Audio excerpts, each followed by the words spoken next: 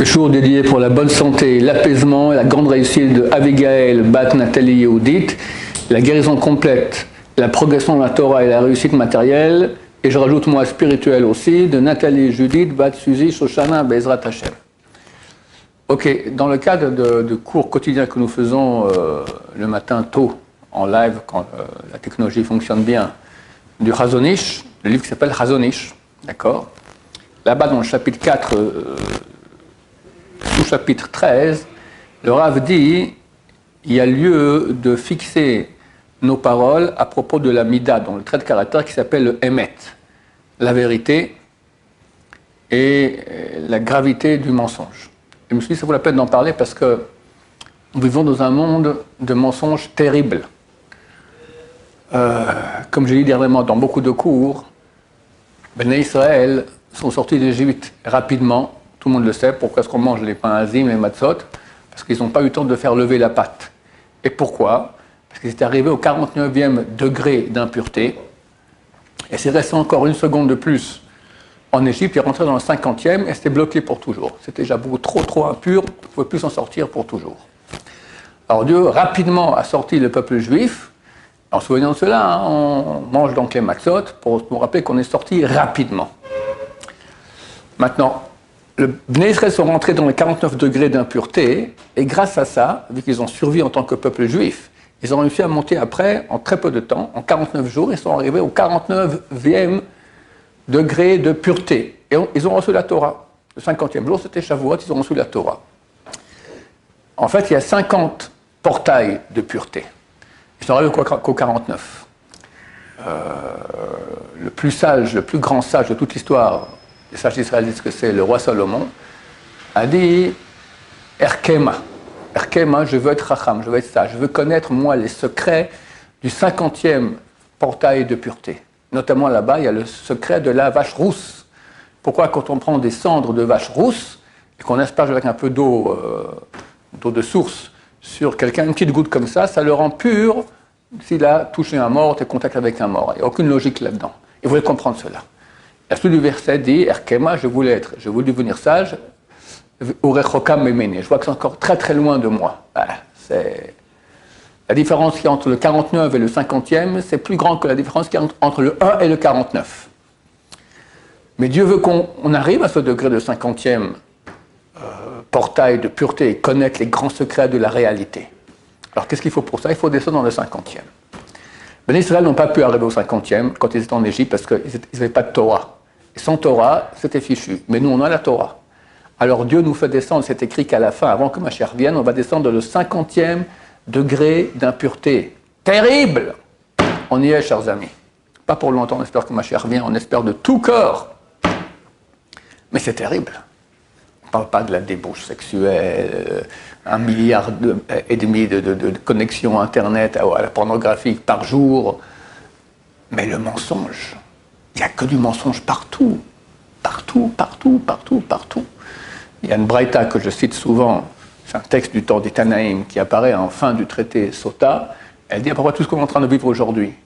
Qu'il y aura la chutzba, beaucoup d'insolence, il y aura de l'inflation, les gens de la frontière tourneront d'endroit en endroit. Effectivement, actuellement, tous les gens qui étaient dans la frontière nord et sud, à cause de la problème de sécurité de nos ennemis, ils ont dû quitter leur maison, ils habitaient dans toutes sortes d'autres endroits.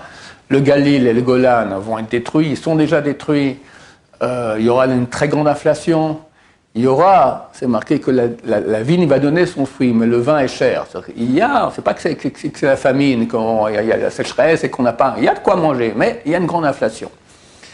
L'État sera mine, ça veut dire anti-religieux, débauche sexuelle, problème de chombaï, problème dans la famille, belle-mère avec belle-fille, beau-père avec gendre, etc., de tous les côtés. Et il est écrit aussi Vaemet Nehederet. Et la vérité est absente. Et ça, on le vit. On ne peut plus croire à rien. On ne peut pas croire aucun chef d'État, aucune. Tout ce qu'ils nous disent, on ne peut jamais les croire. On sait que c'est tout du mensonge. Chaque fois, il faut essayer de comprendre qu'est-ce qu'ils veulent dire par là. Les fake news sur Internet, c'est bourré. Et comme je dis souvent, je racontais cette histoire il y a... Ma fille, elle avait à l'époque, peut-être, je ne sais pas, 13 ans, non, il y a 10 ans, d'accord. On nous met dans la boîte aux lettres beaucoup de journaux comme ça, de pubs. 14 par semaine, je fais le compte une fois, 14 par semaine. Pour Baruch Hashem, ils ont mis une poubelle près de la boîte aux lettres, donc chez nous, ça va directement de la boîte aux lettres dans la poubelle. Ça ne rentre pas chez nous. Mais des fois, ça rentre quand même, d'accord.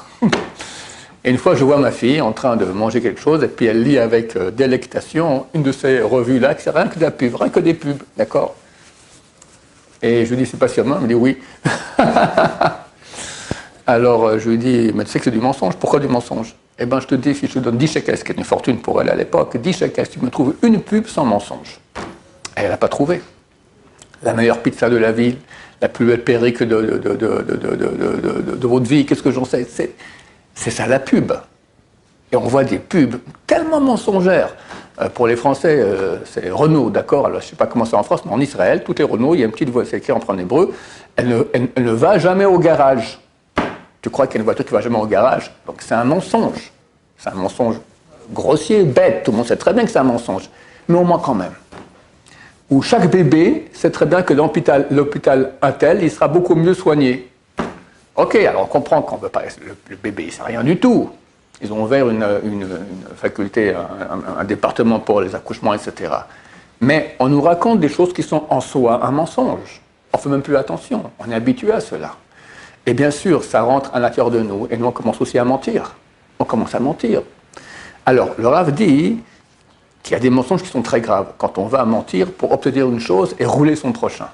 Ça, après, il en parle de façon très, très catégorique, terrible. Mais il dit, mais même quelqu'un, quand il change la vérité, et qu'il n'y a aucune conséquence grave qu'il aura sur son prochain, d'accord? Ben néanmoins, il a quitté la voie de la vérité.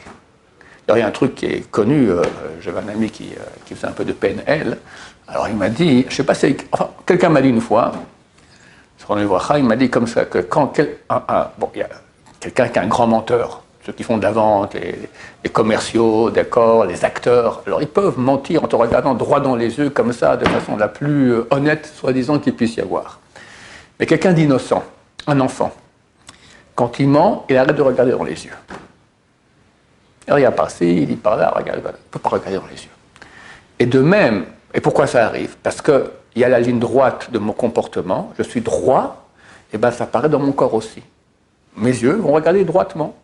Mais quand je ne suis pas droit dans mon comportement, alors quelqu'un qui ne s'est pas habitué à mentir encore, d'accord, un petit enfant, il ne pourra pas rester droit, il va regarder de côté parce qu'il sait qu'il quitte, c'est malgré lui, d'accord, ce n'est pas quelque chose de conscient, mais inconsciemment, il a quitté la voie de la droiture spirituelle, il quitte la voie de la droiture matérielle avec ses yeux. Et c'est très, très courant, vu qu'on vit dans un monde tellement grand de mensonges. Aujourd'hui, les attaques sur l'État d'Israël, d'accord, mais c'est aberrant, mais c'est aberrant. Lorsqu'il y a eu l'attentat à Moscou, 130 morts et un peu plus, alors tout de suite l'ONU a fait une motion de protestation, une minute de silence, ok. Et quand c'est passé 7 octobre, que c'est bien pire, des mutilations, des tortures, des viols, etc., ils n'ont rien fait. On est bientôt 200 jours après cela, ils n'ont toujours rien fait. Ils ont fait? Ça, ils viennent de faire. Ah, ils viennent de faire, on me dit. Au bout de 6 mois. Au bout de 6 mois, Boker Tov, d'accord? Tu te réveilles maintenant. Évidemment, ils ont compris qu'il y a un non-sens. Menteur! Menteur, le monde entier est en train de mentir. On attend avec impatience Mashiach, parce que là, c'est marqué quand Mashiach viendra, il y aura Sfat Emet, la langage de vérité. C'est très dur, ne croyez pas, être vrai, totalement vrai. Le Rabbi Tzon Abba Shaul, son fils m'a dit une fois, mon père m'a dit, ça fait 38 ans qu'il n'y a pas un mensonge qui est sorti de ma bouche. Moi, je vous défie un jour. Alors, pas des grands mensonges, mais petits. On n'est pas toujours précis dans tout ce qu'on dit, d'accord? Le Rav dit ici que ça détruit l'âme. Il faut comprendre que notre seul moyen de connaître Dieu, c'est la vérité. Les sages d'Israël ont dit que la vérité, c'est le tampon de Dieu, la signature de Dieu. C'est quoi la signature? Je ne sais pas ce que ça veut dire, ce sont des choses très très hautes au niveau kabbalistique. Ça veut dire qu'on ne peut pas savoir s'il y a de la vérité dans la divinité si on n'est pas vrai soi-même. Dieu, le moyen de le trouver sur terre, le seul moyen de le trouver, c'est la vérité, la recherche de vérité, la quête de vérité. Ce monde est appelé Olam. Olam, ça vient de la racine Elem, ça veut dire disparition, caché. Dieu est caché. Dieu est le maître du monde, il dirige tout, il est créateur, c'est lui qui s'occupe de tout, et il est caché. On peut dire Dieu n'existe pas, rien ne se passe. Il n'y a pas la terre qui s'ouvre sur une personne qui a dit ça, la vie continue. Il y en a qui se battent contre Dieu, au même moment où Dieu leur donne la vie. Dieu leur donne la vie, ils se battent, ils blasphèment, ils se battent contre Dieu. Dieu reste caché absolument. Donc c'est un monde de mensonge, oui, parce que Dieu a voulu qu'on ait le libre arbitre. Il a créé le mal et le bien. Le mal, c'est le mensonge, c'est l'arme numéro 1 du mensonge, et la vérité. Le bien, c'est la vérité. Maintenant, vu que la vérité, elle est parlante, alors il a mis beaucoup plus de mal que de bien, sinon il n'y aurait plus de libre arbitre. Donc on est entouré de plein de mal, plein de mensonges. D'ailleurs, la première fois où on voit le mal s'exprimer dans l'histoire, c'est quand le serpent vient et dit à Ève, Dieu est jaloux de vous, il vous empêche de manger du fruit de l'arbre de la connaissance du bien et du mal, parce qu'il a peur que si vous le mangez, vous serez comme des dieux vous aussi. Il ment. Elle aussi, elle ment. Elle dit non, il nous a interdit même de toucher l'arbre. C'est faux, il a interdit de manger. Donc chacun commence avec des arguments de mensonge, et c'est l'arme numéro 1 du mal. S'il n'y a pas de mensonge dans le monde serait fantastique. Maintenant, changer le monde, on ne pourra pas, c'est ma chère qui va le faire. Mais nous, ne pas être influencés par tout ce qui se passe autour, arriver à être droit. Quelqu'un qui ment, une fois j'ai 2 élèves qui sont venus à la yeshiva, et je parle de c'était des cousins. Un, il a compris, il a entendu, il a resté à la yeshiva, il a fait tchouva, aujourd'hui, Baruch Hashem, il a une famille dans la Torah, tout comme il faut. L'autre, tu vois, il cherchait la faille. Il cherche là, il n'a pas trouvé. Parce que Baruch Hashem, on a un argumentaire qui est super solide. Mais j'ai compris, il était dans la vente. Donc, étant dans la vente, quand quelqu'un lui parle, lui fait un argumentaire, une déballe, quoi, lui, il sait que c'est du mensonge. Donc, il sait que quand je parle de Torah, c'est du mensonge. C'est bloqué dans son sous-sol. C'est comme ça. J'avais un autre élève, ça me rappelle maintenant, lui, il vendait de l'or. Et chaque fois qu'il vendait, il prenait la machine, tout ça, hein, et il roulait les gens. Il m'a dit, même mes meilleurs copains, je ne pouvais pas faire autrement de les rouler. D'accord ? C'est un défaut, d'accord ? C'est une obsession. Quelqu'un qui est branché au mensonge, il ment. Sans cesse, pour un oui, pour un non, etc. Même quand il n'a rien à gagner à cela. Ce type-là ne peut pas se brancher avec Dieu. Impossible. Dieu, c'est la vérité. C'est comme ça, c'est le seul moyen. La signature de Dieu, c'est le seul moyen de le connaître, c'est par la vérité. Quand quelqu'un est en quête de vérité, il trouvera Dieu. Un vrai, authentique, qui qu'il soit, juif, pas juif, loin de tout, s'il cherche vraiment, il est vraiment authentique, le Dieu d'Israël l'aidera à le trouver. Parce que Dieu, il est émet, il est vrai. Et il aime ceux qui cherchent la vérité. Comme c'est écrit aussi dans le Tehillim, prière qu'on dit 3 fois par jour, dans Ashrei, Karov Hashem Echol Korav, Dieu est proche à tous ceux qui l'appellent, Asher Ekraou Huvehemet, qui l'appellent de façon authentique. Tu veux prier, mais ce n'est pas simplement réciter, comme beaucoup de gens le font. C'est même pas penser ce que tu dis. Il faut prier, émet avec vérité. Quelqu'un va nous parler il y a quelques minutes, il était ce Shabbat avec le Yanouka. Et quelqu'un lui a demandé là-bas, il y avait beaucoup de monde, une trentaine de personnes, parlez-nous un peu de l'actualité, qu'est-ce qui va se passer? Alors Yanouka, il a dit, la vérité, je ne sais pas. Mais je sais une chose, il faut prier. Et prier du fond du cœur. On était sortis d'Égypte parce qu'on a prié, Béné Israël. Pourquoi ils ont été sortis d'Égypte? Ils ont crié à Dieu du fond du cœur. Et c'est ce que Dieu dit à Moshe Rabbeinu lors de l'épisode du buisson ardent. Il lui dit, j'ai entendu les paroles du peuple d'Israël qui sont en esclavage. C'est pas j'ai vu qu'ils sont en esclavage. On est le peuple de Dieu, sauve-nous. Il faut la prière. Le premier homme, il est créé. Il y a un monde qui est là pour lui. Le premier homme est né tout seul. Les sages d'Israël disent, chaque être humain doit dire, pour moi le monde a été créé. Tu es un fils du premier homme, pour toi tout seul, ça vaut la peine que tout, 13,7 milliards d'années-lumière, soit créé. Et Dieu a créé tout. Mais c'est écrit que la végétation, elle a été créée, mais elle ne sortait pas du sol. Il y avait juste un millimètre qui sortait du sol. Pourquoi donc? Parce que Dieu voulait qu'on prie. Le premier homme a prié, la pluie est tombée, et la végétation a commencé à pousser. Ce sont les bases du monde, qu'on doit être en relation avec Dieu, et cette relation n'est possible que par le émet. Émet, la vérité. Tu pries avec vérité, tu supplies avec vérité, tu cherches la vérité, c'est le seul moyen d'être. Sinon, alors, tu es dans le mensonge, c'est quoi être dans le mensonge? C'est-à-dire que tu n'es pas. Il n'y a pas être dans le mensonge. Être dans le mensonge, ça veut dire ne pas être. Le mensonge, c'est quoi? Quelle est la définition du mensonge? Je dis ça, c'est un livre. Ok? C'est vrai, parce que dans la réalité, il y a un être de livre qui est là. Mais quand je dis maintenant c'est une poule, pourquoi c'est un mensonge? Parce qu'il n'y a pas de réalité pareille. Quelqu'un qui vit dans le mensonge, il vit dans une réalité qui n'est pas. Elle n'est pas. Alors, il y a, oui, comment appeler cela? De la poudre aux yeux.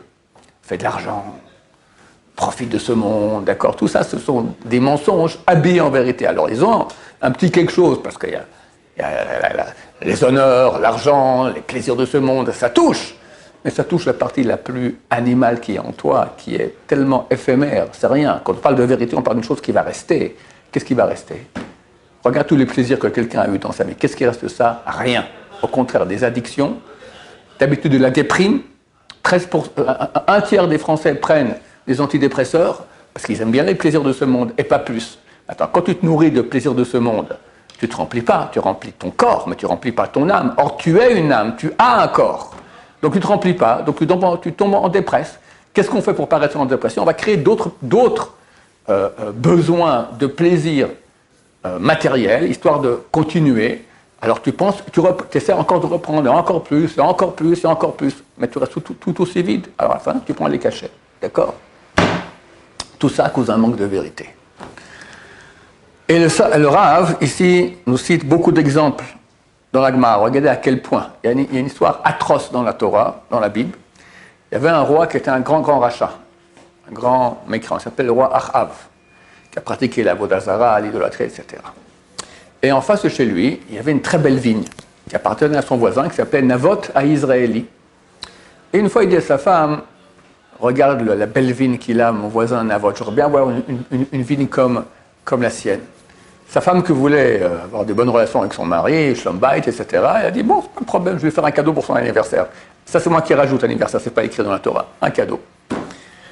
La loi dans la Gemara stipule que si quelqu'un a été condamné à mort par le tribunal rabbinique pour avoir fait un péché, d'accord, alors tous ses biens reviennent au roi. Elle a pris 2 témoins, elle a témoigné qu'il a fait Chilul Shabbat, qu'il a transgressé le Shabbat, ils l'ont tué, il a été lapidé, et le roi a hérité la vigne. Oh ma chérie, comme tu es gentille, c'est pour toi mon cher ami, etc. Voilà, ils sont tout contents qu'ils ont eu la vigne en tuant Navot à Israël. Quelques jours plus tard, éclate une guerre. Des ennemis viennent du nord pour conquérir la terre d'Israël. Il y avait 2 rois à l'époque, celui de Yehuda, c'était Achav, et celui d'Israël, de l'État d'Israël, qui était au nord de Yehuda. Et les deux se mettent ensemble, et viennent des prophètes. Parce qu'avant de partir en guerre, on demandait aux prophètes quels seront les résultats de la guerre, on va gagner ou on va perdre. Et des prophètes viennent et disent, vous allez gagner, ce sera extraordinaire, etc. Alors un des rois dit, bon, ça c'est des prophètes, je sais pas, t'as des prophètes qui parlent au nom de Dieu, du Dieu d'Israël. Alors l'autre roi dit, oui, mais il parle toujours mal sur moi, et j'aime pas quand même. Appelle-le quand même. Elles ont appelé Elisha Hanavi. Elisha, c'est un des plus grands prophètes qu'on a eu, qui était 2 fois plus grand que Eliyahu Hanavi. Elisha dit, ça sera la Verdun, d'accord, la Bérésina, ça va être, vous allez complètement, je vois le peuple d'Israël fuir et des morts, ça va être terrible. Le roi dit, tu vois, il parle toujours mal sur moi. La Gemara dit que lorsque il y a eu ce débat entre le roi et les prophètes, Dieu était assis sur son trône et il y avait tout son tribunal céleste. Et il a demandé, est-ce qu'il y a quelqu'un qui serait d'accord d'aller maintenant induire en erreur une âme qui serait d'accord de rentrer en tant qu'âme dans l'esprit des faux prophètes et leur faire dire une mauvaise prophétie, comme s'ils sentent qu'ils ont reçu une inspiration, une prophétie de Dieu, mais c'est un mensonge. Et il dit, oui, moi je suis d'accord. Qui c'était? Navot à Israéli, celui qui est assassiné par Achav, par le roi Achav. Il veut aller maintenant tromper Achav. Alors c'est écrit dans le texte, c'est vas-y. Et comme ça, ils ont induit en erreur ces prophètes-là, et ils sont partis en guerre, ils ont perdu la guerre, c'est terrible. La Gemara dans le traité Sanhedrin 102 dit, quand Dieu a dit Tsé, sors, il lui a dit Tsé mimchitsati, sors de ma proximité. Lo ishkon dover shkarim lenegen einai. Quelqu'un qui dit des mensonges ne peut pas rester près de moi. Donc bien que Dieu a cherché quelqu'un qui aille maintenant induire en erreur les prophètes, mais vu qu'il y a une âme qui s'est proposée d'aller mentir, il a dit ok, tu le fais, tu peux y aller, mais c'est fini, tu restes plus proche de moi. Parce qu'on ne peut pas rester proche de Dieu en étant menteur. Même pour une mitzvah. Il y a des cas où il est permis de modifier, c'est pour le shalom, pour la paix. On voit un cas où Dieu vient annoncer à Abraham et Sarah qu'ils vont avoir un enfant, et Sarah se moque de cela, elle rit, les deux ont ri. mais la traduction en araméen du mot rire, en hébreu c'est le même terme, pour Sarah et pour Abraham, mais en araméen c'est différent. Un c'est machour, un c'est chadi. Pour Sarah c'est machour, elle s'est moquée. Elle a ri en se moquant. Pieu, moi tombée enceinte, impossible, mon mari est vieux, impotent. Abraham, il a cru. Et il a ri de joie. Le mot en hébreu, c'est le même mot qui est utilisé, tzahaka, tzahak et tzahaka, mais la traduction en araméen, c'est des mots différents. Un, c'est un rire de moquerie, un, c'est un rire de joie. Machir et chadi. Le texte nous dit que Dieu va voir Abraham, lui dit pourquoi Sarah, elle a ri, disant qu'elle était vieille. Mais c'est pas vrai. Elle n'a jamais dit ça. Elle a dit mon mari est vieux. On voit que Dieu lui-même va modifier la vérité. Pourquoi? Pour le shalom. Parce que s'il dit à Abraham, ta femme t'a traité de vieille en potence, ça fera le shalom dans la maison d'Abraham Avinu, c'est un problème. Donc pour le shalom, on peut mentir. Et le rabbin Abba Shaul, on m'a raconté une fois, je ne sais plus qui c'était qui était présent, il a vu que quelqu'un parle il parle au téléphone et sa femme, elle a pris le téléphone, elle croit que c'est... Et puis à ce moment-là qu'il a changé, il a raconté des histoires pour pas qu'elle comprenne de quoi il parle. C'est important parce que c'est des choses qu'elle ne pouvait pas savoir, c'est important pour le shalom. Donc pour le shalom, on peut, mais que pour le shalom. Il faut faire très attention à cela. La Gemara raconte une histoire terrible, qu'il y avait un rabbin, fait très attention de toujours parler la vérité. Il a dit, on me donnera tout ce qu'il y a dans le monde. La bourse, les lingots de la banque américaine et chinoise, tout ça, je ne changerai jamais, je dirai toujours la vérité. Et un jour, il est parti dans un village qui s'appelait Kushta. Kushta signifie vérité en araméen. Et là-bas, les gens ne mouraient jamais avant leur date. Ils vivaient très, très, très, très vieux. Pourquoi? Parce que là-bas, tout le monde parlait vérité. Personne ne mentait. Et il a rencontré là-bas une femme, il a fait un chidour, il s'est marié, et il a eu 2 enfants. Et un jour, sa femme se lavait les cheveux. Et vient la voisine, tape à la porte. Elle dit, elle est là, madame? Alors, lui, il ne trouvait pas très pudique de dire, elle est en train de se laver. Alors, il aurait dû dire, elle est occupée, elle n'est pas disponible. Il a dit, elle n'est pas là. Mensonge, mensonge, mensonge. Et bien, ces 2 enfants sont morts. Attention, les deux enfants sont morts pas parce qu'il a menti, en punition du mensonge qu'il a fait, d'abord les enfants et lui, ou le rapport, d'accord. Mais en fait, le fait de toujours parler vrai dans ce village faisait que les gens, l'ange de la mort, n'avait aucun pouvoir sur eux. Que très très très tard, ils avaient une protection. À ce moment, l'heure de la mort de ces 2 enfants était déjà arrivée il y a longtemps. Et l'ange de la mort tournait autour sans cesse en disant c'est quand qu'ils sont en retard, là, ça fait 1 mois, 2 mois, 3 ans, 4 ans, qu'est-ce qui se passe? Et il doit mourir. Impossible. La vérité, tu ne peux pas permettre, tu ne peux pas rentrer là-bas. Quand il a menti, ça fait une brèche. Et ce qui devait se passer déjà il y a quelques années, c'est passé à ce moment. Mais regardez, qu'est-ce qu'on perd pour un petit mensonge de rien? C'est pas grave de dire elle n'est pas là. Ben oui, ça change déjà la vérité. Au niveau grand où ils étaient. Nous, on n'est pas du tout à ces niveaux-là, mais qu'on fasse attention à parler de façon juste, vraie. Très bientôt, vers Mashiach, on pourra parler plus que cela. Il faut s'habituer déjà maintenant. Parce que si on dit un mensonge à l'espoir du Mashiach, on est mal barré. Alors, chers amis, faisons un effort dans ce sens-là. On ne pourra pas arriver à une perfection. Mais c'est certain que le Chazon Ish ici parle de beaucoup de choses. Et la seule fois où il a pris maintenant une mida particulière pour en parler, c'est la seule fois dans tout le livre, c'est le mensonge. Et c'est une chose qui est extrêmement importante. Et c'est vrai qu'aujourd'hui, les gens ne s'en rendent pas compte, mais tout le monde ment, je me permets de dire, d'accord, peut-être qu'il y a quelques exceptions, mais je pense que tout le monde ment, plus ou moins, d'accord. Arriver à moins mentir, à être plus droit, authentique, honnête. Celui qui est droit, qui est authentique, honnête, il aura beaucoup de bonheur dans sa vie, parce qu'il sera proche de Dieu. Dieu va le bénir énormément. Baruch Adonai, l'olam, amen va amen.